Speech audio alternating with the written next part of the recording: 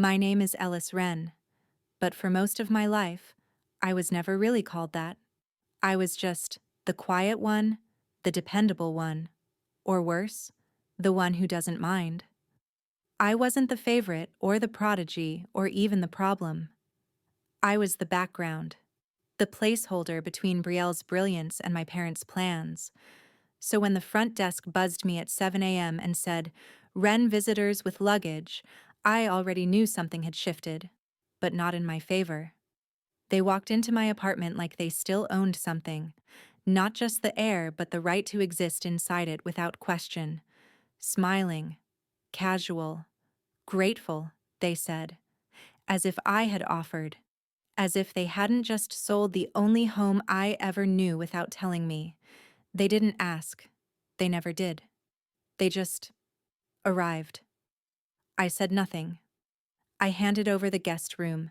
I drank the sweetened coffee I didn't ask for. I watched my space dissolve, quietly, politely, until even my Wi-Fi belonged to someone else. It took one overheard sentence to break the spell. She owes us. We gave her everything. That's what they thought. That I owed them for every inch I ever walked alone. For every night I skipped meals to pay rent. For the degree I earned without them showing up. For the business idea they funneled into Brielle's name while leaving me with the debt. And the audit. They thought my silence was weakness. That I'd never push back. That I was safe. They forgot what happens when the quiet one listens and remembers. So I didn't fight. Not at first. I watched. I traced signatures. I followed money trails. I knocked on the right doors and found people they thought I'd never find. And then I did the one thing they never imagined. I showed up. Not to seek approval, not to explain myself, but to exist. Fully, visibly, on my own terms. They moved in thinking I'd forgotten. But I never forget. I forgive. When I choose. And this time, I chose me. Let's begin. The buzzer rang just after 7, sharp and insistent. I had barely set down my coffee when my phone lit up with a message from my building's front desk. "Wren visitors here with luggage. Approve entry?" I blinked. My heart stuttered, caught somewhere between confusion and dread. Visitors? Luggage? I tapped yes before my brain could catch up. By the time I opened the door, they were already stepping into the apartment. "Surprise!" my mother chirped, hoisting a floral-patterned roller suitcase over the threshold. My father trailed behind, a duffel slung across his shoulder like he was reporting for vacation duty. "Hey, sweetheart," he said, like he hadn't just steamrolled my morning. I stood frozen in the hallway, barefoot and blinking, trying to make sense of the scene. "What's going on?"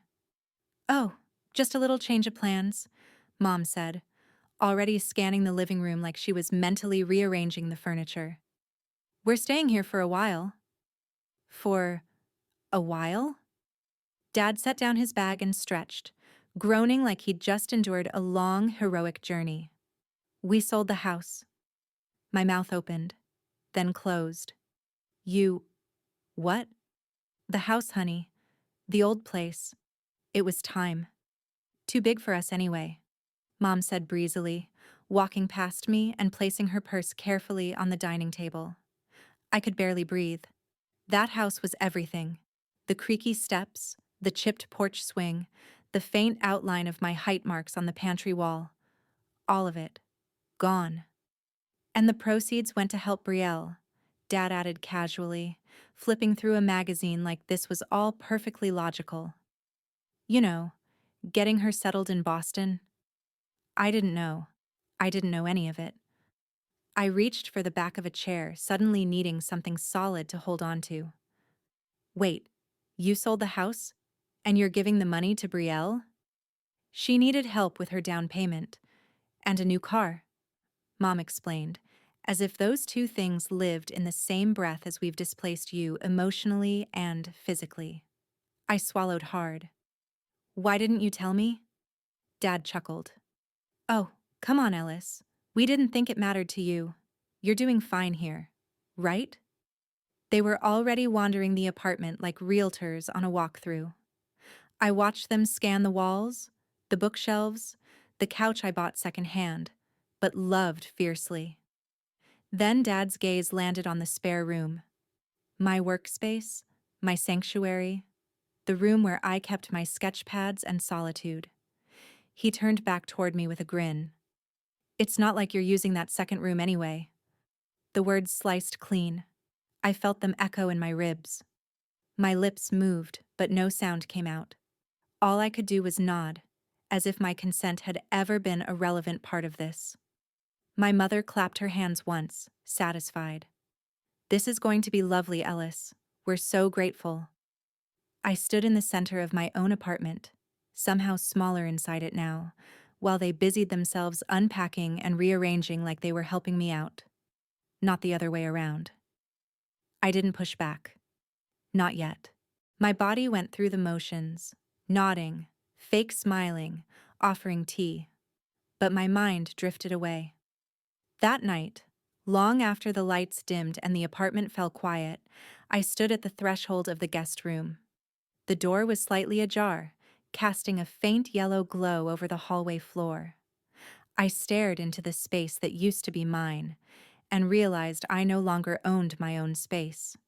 They unpacked their bags, and their expectations. The scent of my morning coffee barely made it to the counter before being overrun by the smell of Dad's reheated salami omelet. I didn't remember seeing it in the fridge last night, which meant he'd probably brought it with him. From where? I didn't care.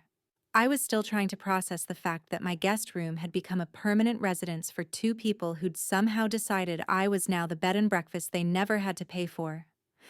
I reached for my mug and found it already full, not with my usual dark roast, but with whatever vanilla hazelnut blend my mother apparently thought made the apartment feel warmer. I added a little creamer. You always drink it so bitter, she said, handing it to me like a peace offering. I forced a smile, took a sip, and said nothing. By noon, the entire apartment had transformed. My mother had rearranged the couch to face the opposite wall. Better chi, she explained, and had temporarily moved my books off the shelves to make room for her framed inspirational quotes. My favorite throw blanket, the mustard yellow one I brought back from Santa Fe, was now tucked under her dog-eared Reader's Digest collection on the armchair. Dad took over the TV, naturally. His feet were propped on the coffee table, socks bunched around his ankles like he was back in the den of the house he'd just erased from our lives. "Where's the remote?" he shouted from the couch. "In the drawer. Same place it's always been," I muttered. "Found it," he called back, already flipping through sports channels I didn't pay for. 10 minutes later, he waved his phone toward me. "Hey, what's the Wi-Fi again?" I gave it to him, and within seconds, I heard the chime of a Netflix login screen. Moments later, mine was gone. "I replaced your account. Ours has more profiles," he explained. "Great," I said, swallowing hard. Super convenient. The kitchen didn't escape the invasion either. My mother peered into the fridge like she was examining a crime scene. "Ellis, is this all you eat? Hummus and sparkling water? No wonder you're so pale. You really ought to eat more red meat." "I don't eat meat," I said flatly. "Well, you used to." I turned to load the dishwasher, focusing on the clatter of plates to drown out her words. Her voice, sweet and clipped, continued behind me. "And really, honey, that job of yours, do they even pay you enough to keep this place running? I mean, you're what, 33 now? No plans for a family?" I didn't answer. My hands moved methodically. Rinse, rack, close. Rinse, rack, close. She clucked her tongue. "You know Brielle's so lucky to have found that tech investor. He believes in her. Unlike—" I snapped the dishwasher shut, a little harder than I meant to. The sound echoed through the room like a warning shot. "I'm going to work," I said. But I didn't leave the apartment. I retreated into my room and opened my laptop, staring blankly at the screen while my pulse drummed behind my eyes. My fingers hovered over the keys until the hum of the television broke through the door. "She owes us," Dad said, his voice low but clear. "We gave her everything." "Everything," Mom repeated. "Her tuition, her rent that first year. Even this place. Without us, she'd still be living with roommates." They were speaking like I wasn't home, like I was just part of the walls. I sat in stunned silence for several minutes, staring at the muted blue glow of my desktop. The backup plan was still open, the one with my emergency financial support documents, wills, and asset distribution lists. My parents were primary contacts. They always had been. Until now. Without a word, I clicked into the profile settings, found their names, and deleted them both. The silence afterward felt different. Not peaceful, but clean. You have no idea what they did behind your back. The rain was already soaking through the sleeves of my coat by the time I reached the coffee shop. The kind with windows fogged by steam and conversations too quiet to decipher. I stood just outside the glass for a moment, wondering if I should go in at all. Wondering if seeing Brandon again would be worth the ache I hadn't fully let myself admit to. But there he was. Inside, in a corner booth, the same crooked posture, sleeves rolled just a bit too high. A legal pad open in front of him like old habits hadn't died. I stepped inside, and the bell above the door gave a hollow chime. He looked up and smiled. Not broadly, but in that way he always used to, like he was waiting for the rest of the room to fall away. "Hey," I said, slipping off my coat. "Ellis," he said quietly. "Thanks for coming."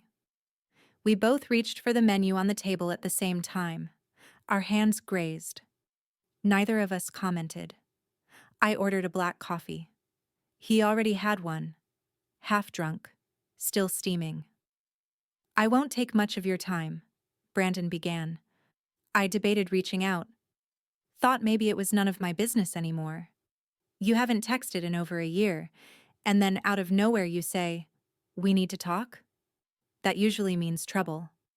He smiled again, this time with something bitter behind it. "Yeah, trouble you should have known about 3 years ago." I leaned back, arms folded. "Go on." He pulled out a tablet and opened a folder. "Do you remember your funding pitch from 2021? The wellness app you were building with Kira and Max?" My stomach nodded. "Yes." "What does that have to do with anything?" He slid the tablet toward me. On screen, partial PDFs of banking transactions, names redacted, but not all of them. Marshall Wren, Linda Wren, Brielle Wren. "This can't be real," I whispered. "I thought so too," Brandon said. "But I was working with a firm that handled tech-related disputes, and one of the financial audits crossed my desk. It popped out. I remembered your project, the LLC you set up, the seed funding you raised from that accelerator in Denver." "That was mine," I said, barely breathing. "I brought that in." "Yes." "And somehow your family rerouted it. Made it look like Brielle's proposal was part of the same umbrella. They absorbed your funds as internal redistribution. It's messy, but intentional. They scrubbed your name by Q3. I stared at the screen. $47,000. Labeled Internal Operational Pivot. My ears burned. My eyes stung. "I tried to contact you back then," Brandon said, "but I chickened out. You and I weren't exactly on great terms. I didn't want to be the guy who showed up just to add more pain." I looked at him, and for a moment I saw the boy who used to walk me home from campus, who stayed on the phone the entire night my grandmother passed, the boy who warned me, more than once, that my family never saw me clearly. "You don't just deserve answers," he said now. "You deserve justice." My hands clenched around the tablet. "Can you prove it?" If I was going to war, I needed a general. The elevator hummed as it climbed to the 10th floor, smooth and silent like the man I was about to face. Malcolm Grant hadn't returned any of my messages.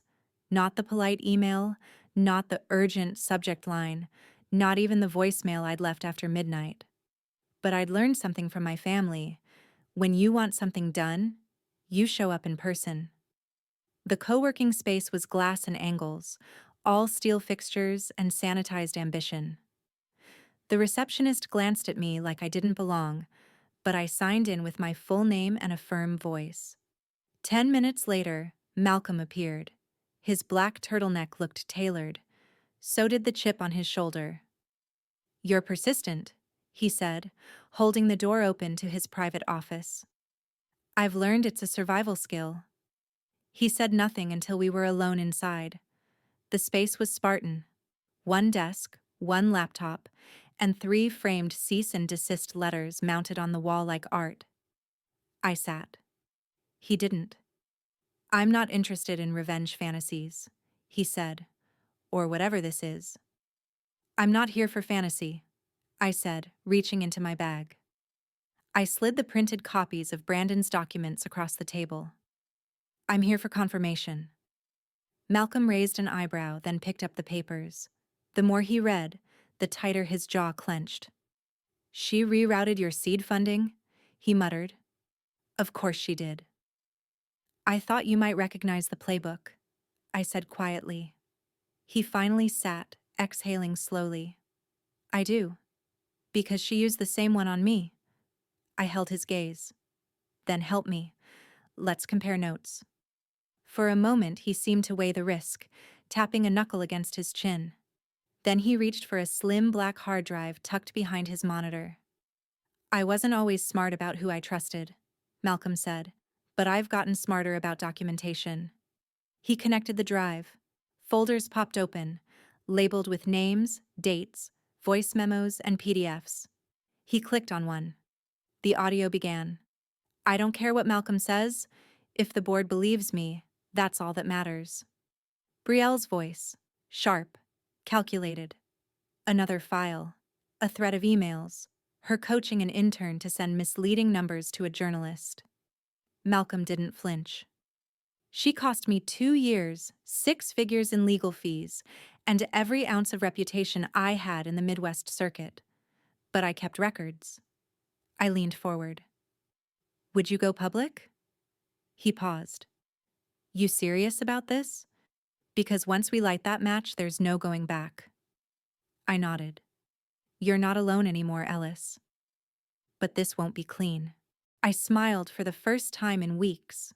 A real one. One with edges. "Good," I said. "I'm done being clean. You don't get to steal from me and sleep under my roof." I woke before dawn. The sky outside my window was that pale, eerie blue of early morning, the kind that always made me feel like the world was holding its breath. I didn't make coffee, didn't turn on the lights, just sat at the kitchen table, staring at the manila folder in front of me. The legal documents were crisp, unfolded, unmistakable. I'd read every line a dozen times, the tenant laws, the exceptions, the language I had to use. I wasn't evicting strangers, I was evicting my parents.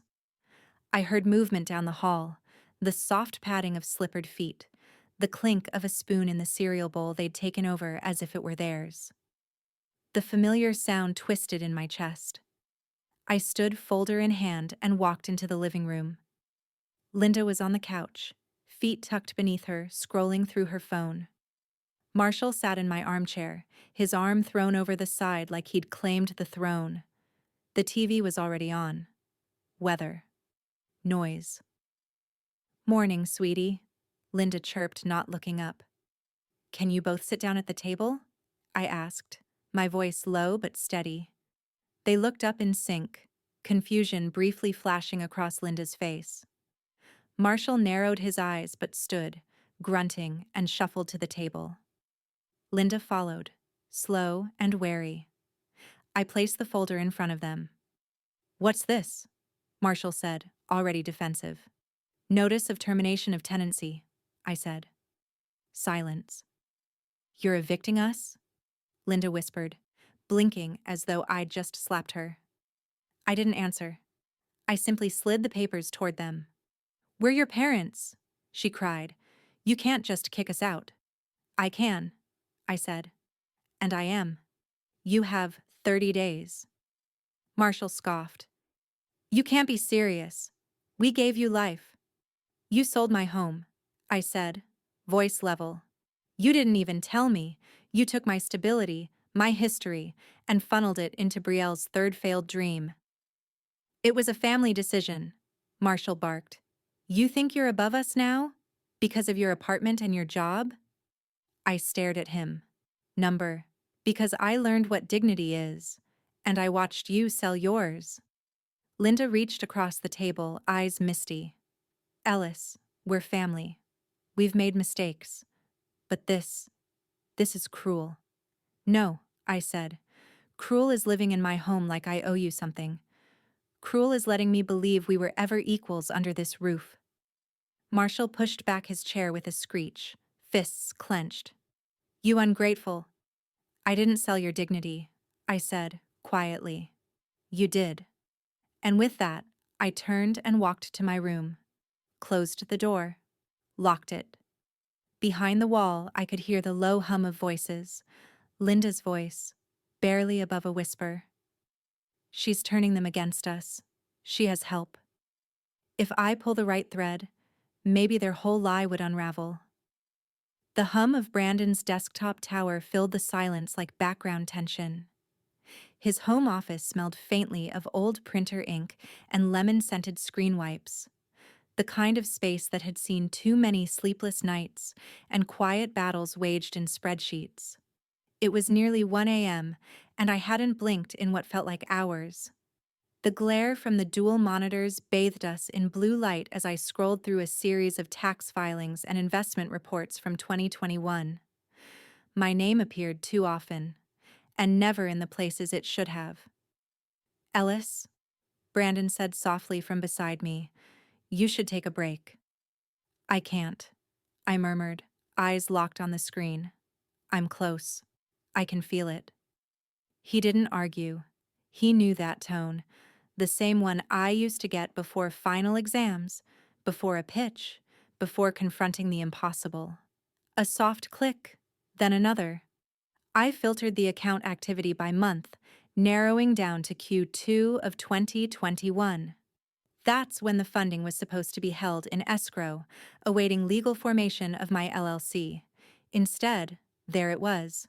A line item labeled Operational Reallocation, Internal Investment, BRI Well in C. Amount, $75,000. My stomach dropped. That's it, I whispered.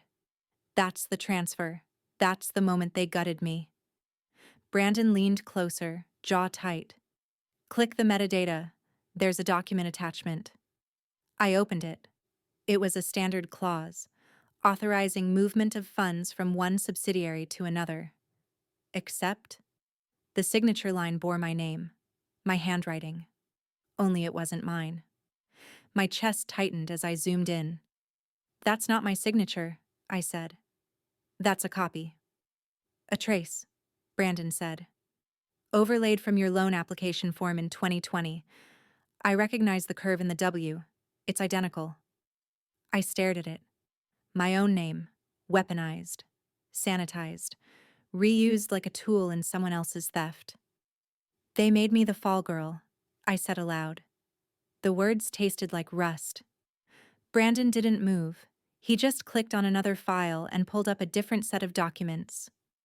IRS correspondence from late 2022. A flagged audit notice. The recipient? Me. What is this? They tied your name to the IRS claim too, Brandon said, eyes not leaving the screen. Any unpaid taxes from that misappropriated capital? They're in your lap, Ellis. I felt the chair tilt slightly as I leaned back, my breath caught in my throat. The world had tilted. And this time, there were receipts. They invited me to dinner. not knowing I brought their reckoning with me. The restaurant glowed in soft amber lighting, the kind that made everyone look a little kinder, a little richer. It was one of those polished downtown places with white tablecloths, polished silverware, and a wine list long enough to feel like homework. Linda had chosen it, of course, somewhere with just enough pretension to signal unity, reconciliation, and control. She stood when I arrived, arms open like none of the past month had happened. Marshall gave me a curt nod, already halfway into his second drink. And Brielle?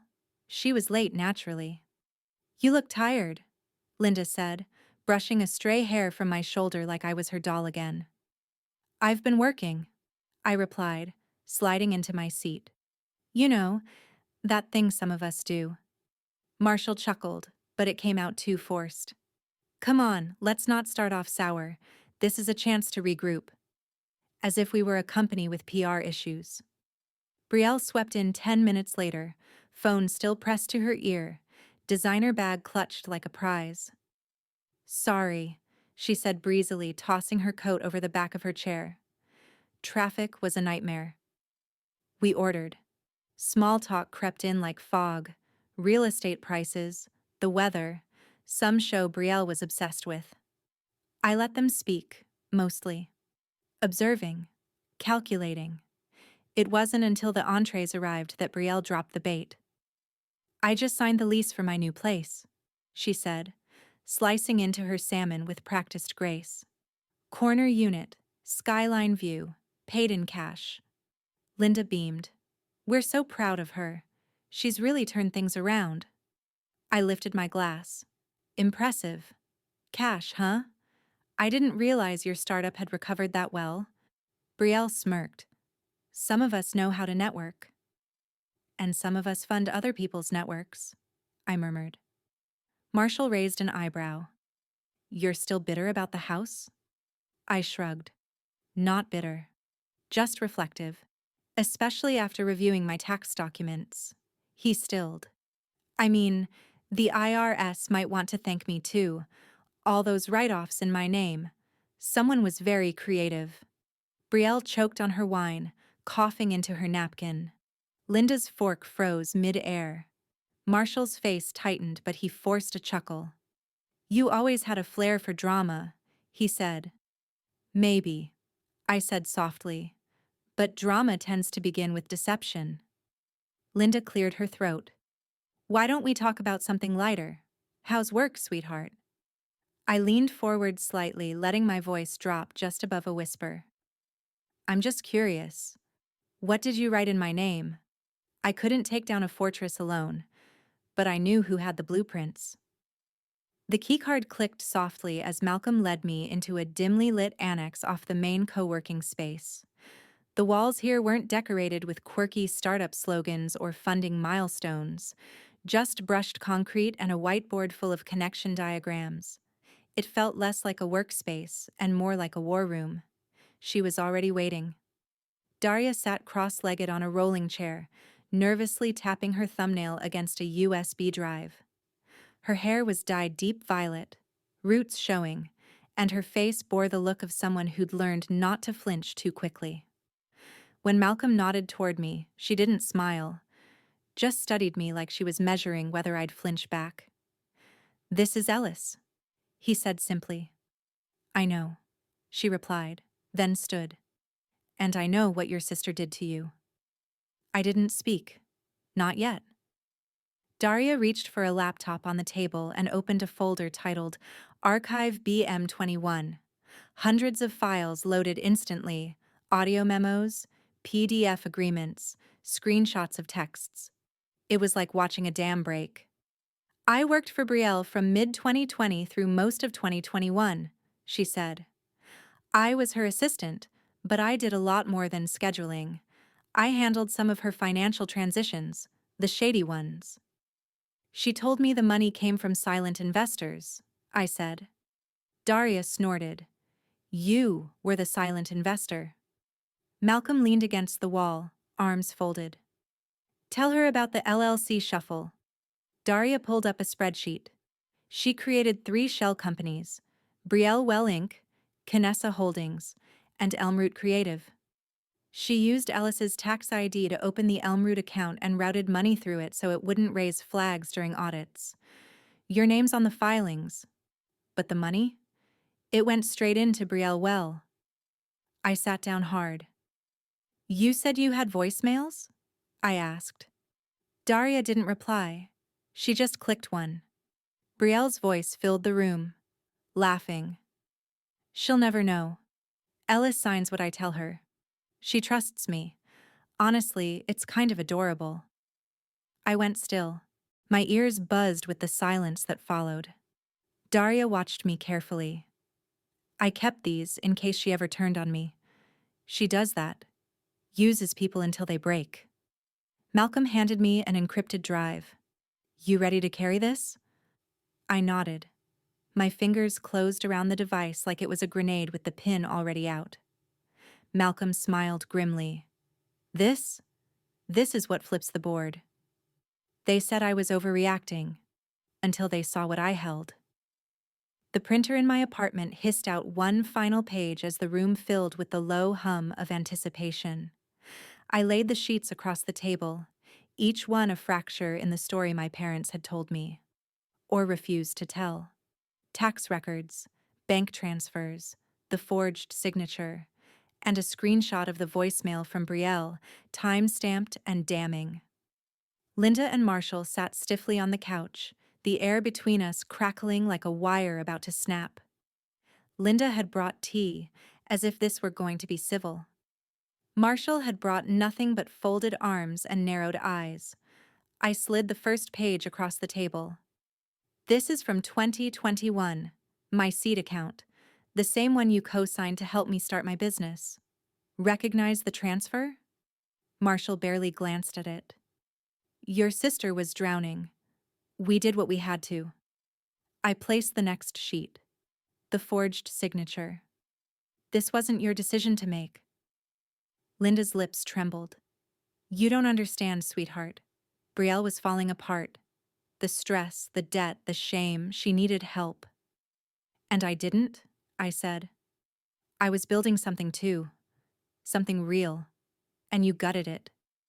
She reached out, fingers shaking. You had your life together. We thought you could handle the detour. Forgery isn't a detour. Marshall leaned forward, eyes hard. You act like we stole a fortune. You wouldn't even be where you are without our support. My voice went quiet. Your support came with a price tag I didn't agree to. He snatched the last sheet from my hand, the IRS correspondence. His face flushed as he read. You have no idea what doors we open for you, he barked. No gratitude, no perspective, just resentment. Linda cried silently beside him, the tears I used to fall for. Marshall slammed his hand on the table, rattling the ceramic coasters. You were never meant to have more than her. The words echoed in the room like a slap. There it was, the truth. Not strategy, not survival. Preference. A long silence stretched between us before I stood, voice calm. Then I'll take it all back. Every last stolen piece. They built this scheme for years. I'll dismantle it in weeks. The digital whiteboard flickered to life as Malcolm tapped the edge of his tablet, casting cascading timelines across the screen. It looked like a battlefield. Documents branching off like warpaths. Audio files marked in red. Legal codes annotated in the margins like tactical notes. This wasn't revenge. This was architecture. Brandon sat beside me, sleeves rolled up, hair disheveled from another night of research. He had a binder in his lap, thick with paperwork and deposition drafts. Malcolm paced the room, backlit by the neon blue glow of server status panels and encrypted drives, humming like distant artillery. I stood in front of them, a pen in hand I wasn't really using, just spinning, thinking. I want them exposed, I said, but I don't want to give them room to claim it's personal. It is personal, Brandon said flatly. That doesn't mean it can't be surgical. He opened the binder and began pointing through the pages. We lead with identity theft, then fraud. The business filings give us that. IRS misrepresentation will hit hardest. That'll bring federal eyes. And civil damages? I asked. You'll be entitled to restitution, he replied. But that's after the storm. I turned to Malcolm, who tapped through a separate presentation. PR leak strategy is already prepped, he said. The voicemail clips are time-stamped. The emails show Brielle's trail. Daria gave us verified metadata. We release it anonymously through a third-party blog that specializes in whistleblower pieces. No Ellis branding. Too clean, I said. Malcolm raised an eyebrow. I don't want anonymity, I clarified. I want to stand beside the truth when it burns them. He nodded slowly. Then we delay the leak until the filings hit the court registry. That way, your name is attached. And protected. Brandon glanced at me, hesitant. This will ruin them. No, I said, voice steady. This will reveal them. We locked in the plan. 2 weeks. That's all I needed. 1 cycle to prep the filings, 1 to ready the drop. I felt the air shift. My name, the one they borrowed, erased, misused, was about to reclaim itself. Then my phone buzzed. Unknown number. I picked up. Ellis. Daria's voice cut through, breathless and sharp. You need to move faster. Something's coming. The room went silent. And for once, it wasn't me who felt small. I stepped into the grand hall of the Lincoln Park Club just as the second toast was ending. Dozens of people dressed in black tie and cocktail satin clinked glasses under the glow of gold chandeliers. I caught a few surprised glances, a few curious whispers. I was always the one who missed these events, or blended into the back. Not tonight. Tonight, I was the current. The Wren family sat at a long central table near the front, dressed in their finest. Linda wore pale rose chiffon, her fingers laced tightly together. Marshall leaned back, arms slung arrogantly over his chair. And Brielle, the star, sipped champagne like she owned the skyline outside the window. They hadn't noticed me yet. Malcolm's voice buzzed into the Bluetooth bud in my ear. You're synced. Leak goes live in 60 seconds. I reached for a flute of champagne from a passing tray but didn't sip it. Just held it. A prop. The lights dimmed slightly for the evening montage, a video tribute to the couple being honored. Soft piano music swelled, faces flashed across the screen. Laughter, vacations, sentiment. And then, the piano stuttered, glitched. I turned toward the projector as the screen blinked.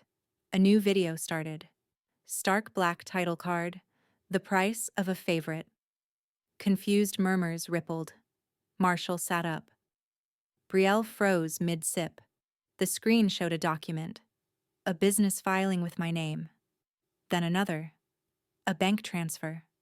Then a signed contract, with a signature that didn't match mine. The audio kicked in next. Malcolm's clean mix of the voicemail Daria had saved. Brielle's voice filled the room. She'll never know. Ellis signs what I tell her. She trusts me. Honestly, it's kind of adorable. Gasps. A fork dropped. Someone stifled a laugh. Brielle's face drained of color. Her wine glass slipped, clattering to the floor. Linda reached for her but stopped halfway. More documents flashed. Emails, spreadsheets, each one more damning. A timeline. $75,000 rerouted. The use of my tax ID. My name. My trust. I didn't move from the doorway. I didn't need to.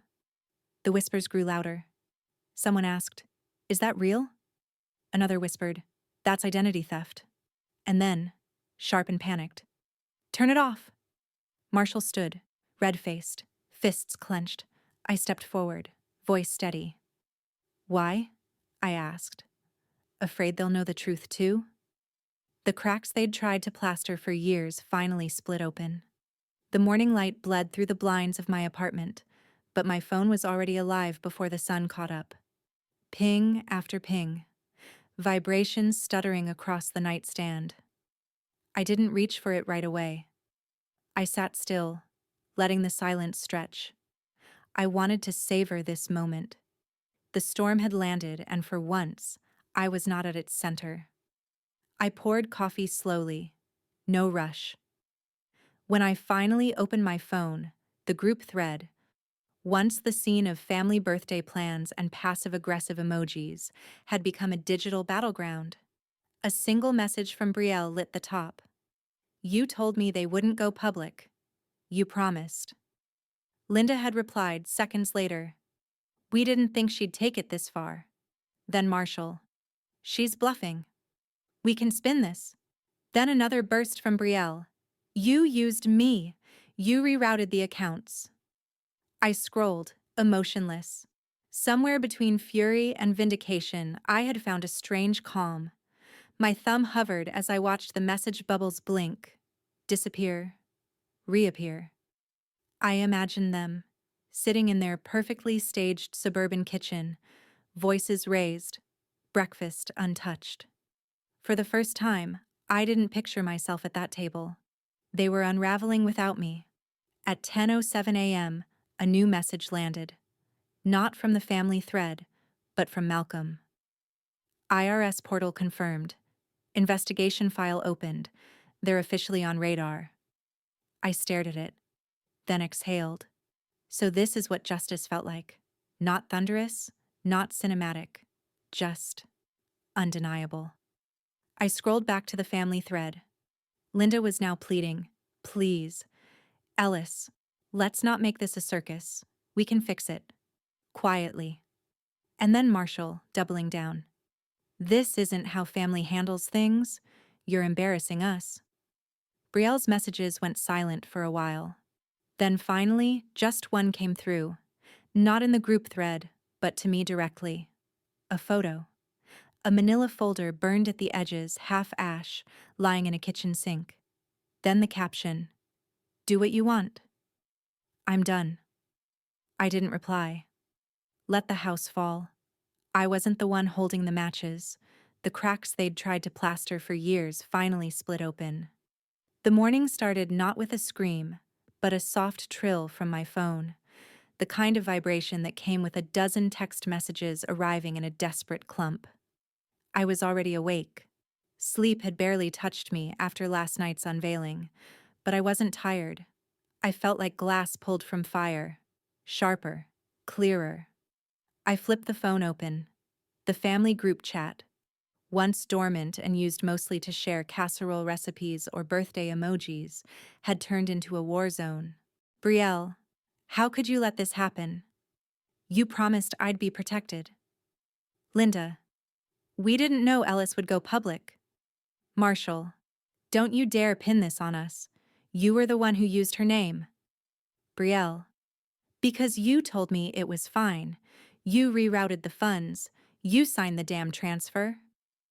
I scrolled, sipping coffee in silence. The text bubbles kept blinking and disappearing like panicked breaths. It wasn't even 8 a.m. Outside my window, the city was waking up. Sirens in the distance, someone yelling across the street. Inside, I was watching a legacy implode. A ping from Malcolm cut through the chaos. IRS just confirmed receipt of the submission. Investigation file number EX412B is live. I leaned back. My hands didn't shake. Not like before. It wasn't victory, not yet. But it was irreversible. Back to the thread. Linda, "Brielle, please, sweetheart. We'll handle this internally. No more outbursts." Brielle, "Oh, now you want internal? After selling me out on that call last week? I heard Dad. She can take the fall." "Take your fall then. I'm out." Marshall, "Ellis was never meant to be involved in this. She was supposed to stay out of the way." I reread that one twice. Supposed to stay out of the way. Like furniture. Like silence. Like the extra child whose job was to support and not speak. A separate ping. Direct message this time. From Brielle, no greeting, just an image, a kitchen sink, scorched. In it, the half-melted shell of a manila folder, burned, blackened, unreadable. Then her caption, "Do what you want." I'm done. I stared at it, and then let the phone fall onto the counter. I didn't text back. I didn't have to. The cracks they'd tried to plaster for years finally split open. The morning light filtered through the blinds like nothing had changed. But everything had. My phone wouldn't stop buzzing. 26 notifications before I even touched it. Group texts, missed calls, a few voice notes I wouldn't dare open. Not yet. I let the coffee steep longer than it needed, savoring the silence while the world on the other end of that screen screamed itself hoarse.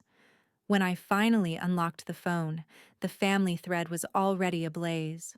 Brielle, you told me you'd fix this. Now it's everywhere. Linda, sweetheart, please, let's not make this worse. If we all stay calm. Brielle, calm? Ellis aired us out at a gala. My face is on blogs. Reddit's tearing me apart. Marshall, maybe if you hadn't recorded yourself laughing about it.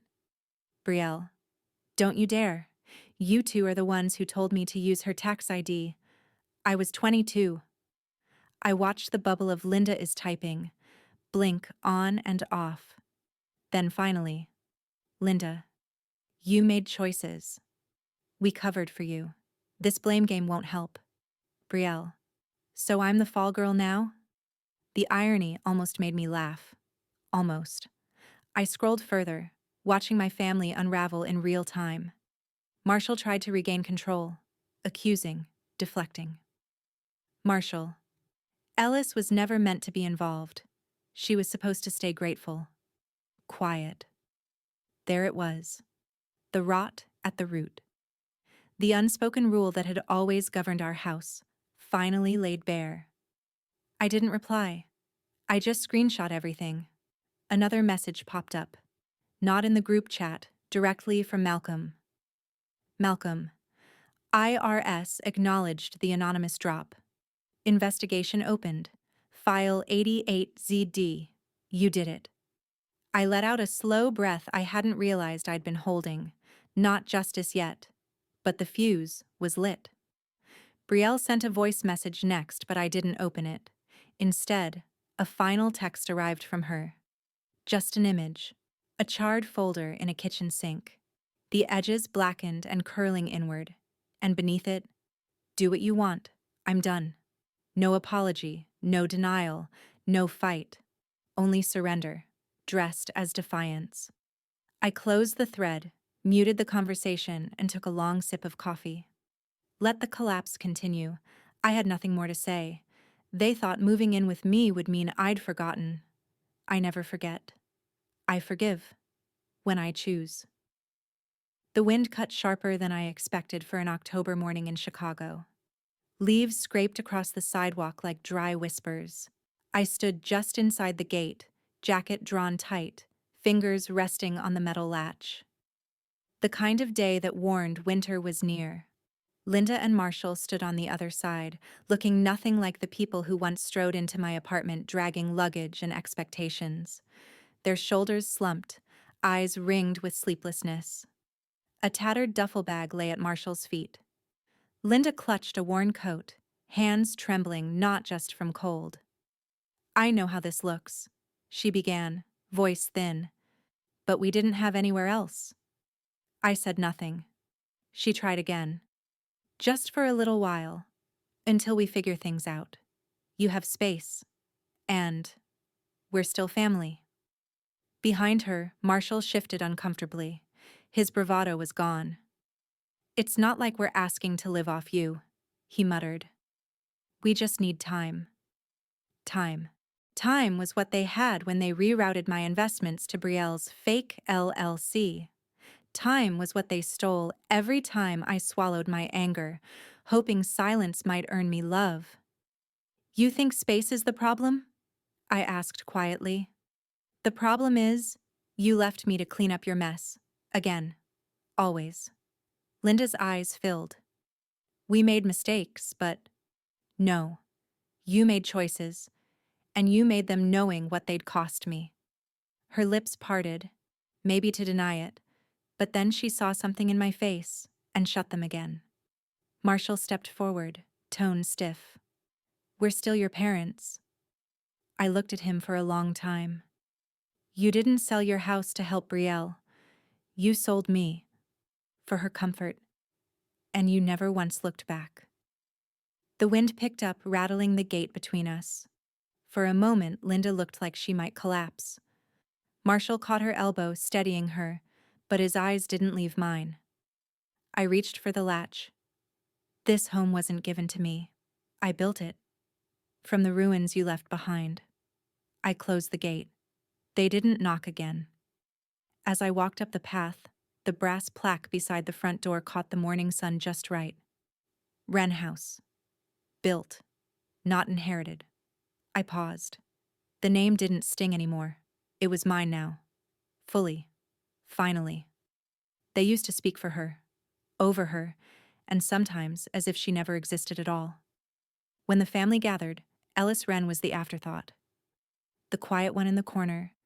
The fallback option for emergencies. The footnote to someone else's success. Her silence was mistaken for consent. Her patience for weakness. And worst of all, her loyalty was weaponized against her. But even the most invisible child can learn to see and remember. In the beginning, they took the house, then the money, then her name. What they didn't realize was that, in taking everything, they left her nothing to lose. That was their first mistake. Their second was believing she would never fight back. What followed wasn't loud or impulsive. It wasn't a scene or a meltdown. It was strategy. Slow, deliberate, legal. A war built not on emotion but on facts, evidence, and every slight they thought she'd forgotten. She didn't burn bridges. She mapped them. She didn't raise her voice. She documented everything. She didn't confront.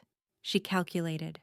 By the time the reckoning came, the ones who stole from her weren't just unmasked, they were undone, exposed by their own words, their own greed, their own belief that the truth could be buried under blood ties and gaslighted memories.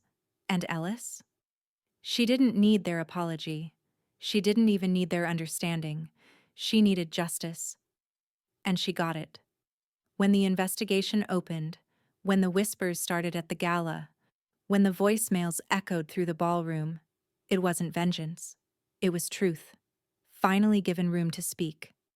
And it spoke loudly, cleanly, without rage. That's what made it hit harder. Her family, once so confident in their hierarchy, turned on each other in real time, finger-pointing, backpedaling, desperation. And when they came back to her door, not with accusations this time, but pleas, they found not a daughter, not a sister, not a savior, but a gate. Because healing doesn't always mean reunion. Sometimes it means boundaries, built brick by brick from every insult, every overlooked moment, every betrayal you were told to get over. They thought moving in with her would mean she'd forgotten. But Ellis Wren never forgets. She forgives, when she chooses. And this time, she chose herself. The house she stood in wasn't a symbol of wealth. It was a symbol of self-worth reclaimed. A space earned, not inherited. Built from courage, not permission. And when she closed the gate, she didn't just shut them out. She closed a chapter they thought they had written for her. Like the final chord of a long-forgotten melody, justice may arrive late, but when it does, it resonates louder than silence ever could. And in that sound, every quiet woman, every cast-aside child, every underestimated soul could hear something unmistakable. No wall of lies can stand forever against the tide of truth. And for anyone out there who's ever been overlooked, silenced, or made to feel small in rooms you helped build, let this be your reminder. You don't have to scream to be heard. You don't have to explain to be valid. You just have to know who you are and stand there, steady, when the truth finally echoes. Thank you for watching Ellis Wren's story. If it resonated with you, even in the quietest part of yourself, we'd be honored if you'd like, comment, or share. And don't forget to subscribe for more stories about truth, power, and the people who refuse to disappear. We see you, and we're so glad you're here.